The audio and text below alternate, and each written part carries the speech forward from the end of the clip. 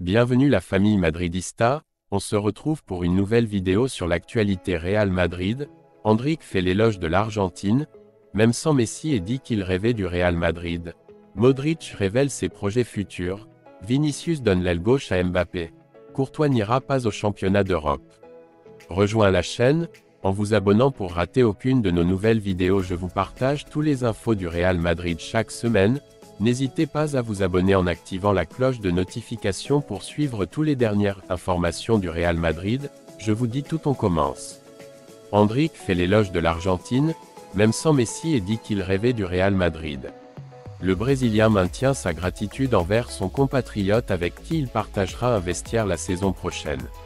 Endrick Felipe Moreira de Souza, le nouveau joyau du football brésilien qui espère atteindre la majorité, ce 21 juillet, pour déménager en Espagne, estime que l'Argentine est la favorite dans tout ce qu'elle joue, même sans Lionel Messi, et que son rêve avec le Real Madrid a commencé quand elle s'amusait avec la PlayStation.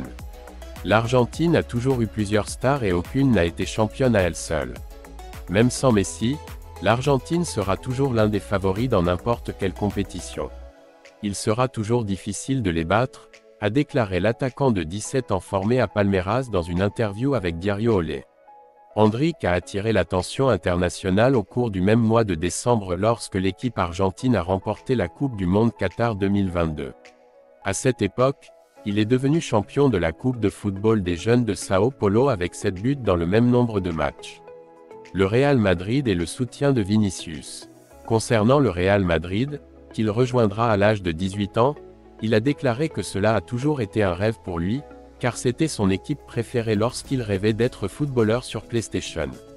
Endrick a souligné le soutien qu'il a reçu de son compatriote Vinicius Junior, joueur le plus emblématique de la dernière saison de l'équipe dirigée par Carlo Ancelotti.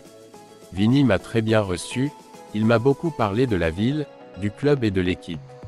Et je suis sûr qu'il m'aidera beaucoup plus, notamment sur le terrain, a-t-il déclaré.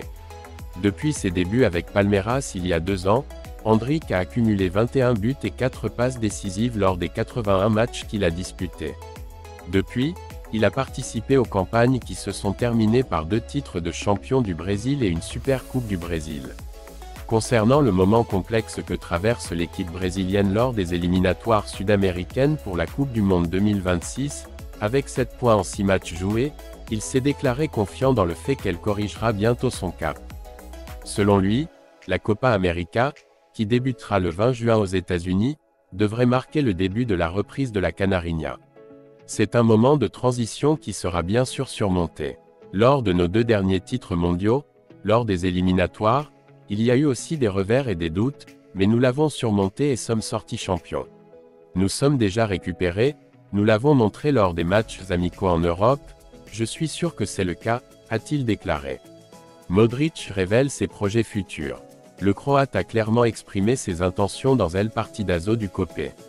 J'ai toujours dit que j'aimerais prendre ma retraite au Real Madrid. Quand j'ai dit que j'aimerais prendre ma retraite au Real Madrid, c'est ce que je veux et je pense vraiment. Mais voyons ce qui se passe, voyons les choses avancer petit à petit. Et j'espère que cela arrivera. Mais nous allons voir ce qui se passe, nous allons y aller petit à petit et j'espère que ce sera un rêve pour moi de prendre ma retraite chez moi, dans le club de ma vie et j'espère. Cela arrive, a déclaré Modric dans El Partidazo du Copé.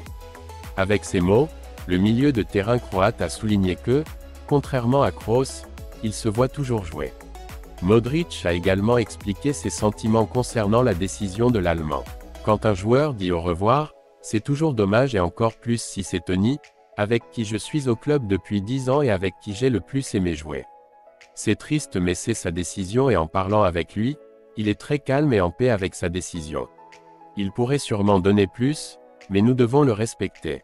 Pas de date de retrait. Pour le Croate, pour le moment, je ne souhaite pas fixer de date pour sa retraite. Je ne peux pas vous dire combien de temps. Je dois y aller petit à petit. Ce que je ressens maintenant, j'ai le physique et le football pour continuer dans l'élite, je n'en doute pas. Beaucoup de gens parlent d'âge et cela me dérange, le plus important, c'est ce que vous faites sur le terrain et si vous voyez que vous pouvez être en bonne forme physique, pourquoi Madrid est-il le meilleur club du monde? Parce que les meilleurs, personne ne peut jouer par décret. Il laisse également entendre qu'il n'est plus aussi mal à l'aise avec un rôle plus secondaire. Vous avez joué comme titulaire toute votre vie et comme joueur très important, mais vous devez faire face à d'autres situations et vous battre, car je n'abandonnerai jamais. J'ai dû me battre et me battre davantage quand ils avaient besoin de moi et je pense que j'ai plutôt bien réussi. Vinicius donne l'aile gauche à Mbappé. Le Brésilien dit qu'il préfère jouer à l'intérieur, comme avant-centre, plutôt que d'ouvrir sur l'aile comme d'habitude. Ancelotti m'a convaincu et m'a appris à jouer aussi à l'intérieur. Maintenant, il me dit de jouer aussi à l'extérieur et je dis non. Carlo Ancelotti démontre une fois de plus sa capacité à assembler les pièces du puzzle d'une équipe pleine de stars. Si cette saison il a su compenser le départ inattendu de Benzema en plaçant Bellingham au poste de milieu de terrain pour booster l'attaque, il n'a pas perdu de temps à préparer Vinicius à apprendre à jouer davantage à l'intérieur et à laisser libre l'aile gauche. Et l'arrivée annoncée de Mbappé a provoqué un conflit pour occuper ce couloir gauche. Objectifs atteints. Avec cela, l'Italien atteint 2 objectifs, que le Brésilien finisse par accepter qu'il a les conditions pour s'adapter à d'autres postes et qu'il s'amuse, et qu'il prépare l'arrivée de Mbappé pour qu'en rejoignant l'équipe, il se retrouve dans le poste dans lequel il joue le plus. On a beaucoup écrit sur l'affrontement entre les deux stars pour occuper ce poste, car Ancelotti a pris sur lui de mettre fin au débat afin que Vinicius et Mbappé puissent partager une attaque sans marcher sur le tuyau. L'entraîneur blanc explique l'évolution du Brésilien, en soulignant le « travail bien fait » de son staff avec le Brésilien. Il a un grand talent et a ajouté une grande qualité de mouvement sans ballon. Il le fait mieux, il prend mieux ses distances. Il a beaucoup progressé et continue de progresser. J'avais vu Vinicius à la télévision avant de l'entraîner et il me semblait être un joueur au talent spectaculaire. Mais autour de ce talent, il a ajouté beaucoup de choses, un meilleur démarquage sans ballon, une efficacité devant le but et il l'a fait, avec un travail spectaculaire.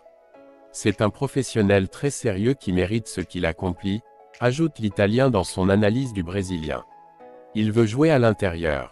Ancelotti m'a convaincu de changer de position, je ne voulais pas, explique le Brésilien, qui hésitait à quitter la zone du terrain dans laquelle il se sentait le plus à l'aise. Il m'a aussi appris à jouer à l'intérieur. En un an, j'ai évolué plus qu'avant et maintenant il me dit de jouer aussi à l'aile et je dis non, ajoute-t-il pour préciser que s'il donnait lui le choix, il préfère son nouveau poste. Vinicius se réjouit de l'arrivée de la star française. Il faut parler au président, n'est-ce pas? Il les signe tous, explique le joueur, qui invite le Français à décider bientôt de son avenir et choisir ce qui est le mieux pour lui. Je veux toujours jouer avec les meilleurs footballeurs, dit-il, ce qui sera pour lui un défi de rivaliser avec la star française si son arrivée se confirme. Il sait qu'ils peuvent former un tandem dévastateur, mais que pour cela ils doivent se comprendre et il fait le premier pas pour y parvenir, acceptant son changement de position et le donnant à celui qui sera son prochain partenaire. Courtois n'ira pas au championnat d'Europe. Le gardien du Real Madrid n'a pas été convoqué avec l'équipe nationale belge pour le tournoi qui se jouera du 14 juin au 14 juillet.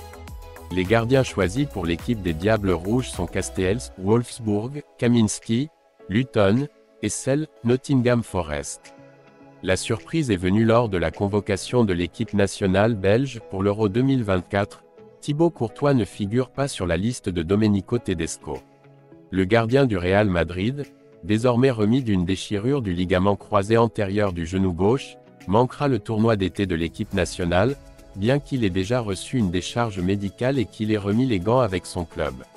C'est ce qu'a annoncé l'équipe belge, avec la liste des 25 joueurs convoqués, parmi laquelle figurent 3 gardiens, Koen Castells, Wolfsburg, Thomas Kaminski, Luton Town, et Marcel Forêt de Nottingham. Comme l'explique l'entraîneur lui-même, la décision a été prise par le gardien lui-même. Thibaut Courtois a été très clair sur la Coupe d'Europe et très vite. Il connaît mieux son corps, jouer tous les 3 jours et jouer une fois par semaine sont 2 choses très différentes, a-t-il soutenu lors d'une conférence de presse. Cela contraste avec la configuration du gardien madrilène qui, une fois remis de sa blessure, a disputé 4 matchs de la Liga sans encaisser le moindre but. L'objectif n'est autre que d'arriver dans la meilleure forme possible à la finale de la Ligue des Champions face au Borussia Dortmund ce samedi 1er juin, 21 h, à Wembley. Le Belge dépassera ainsi l'U1 dans ce match. Ainsi, Les seuls représentants du championnat national dans l'équipe belge sont Axel Witsel et Arthur Vermeeren de l'Atlético de Madrid, ainsi que Dodi Lukebakio de Séville.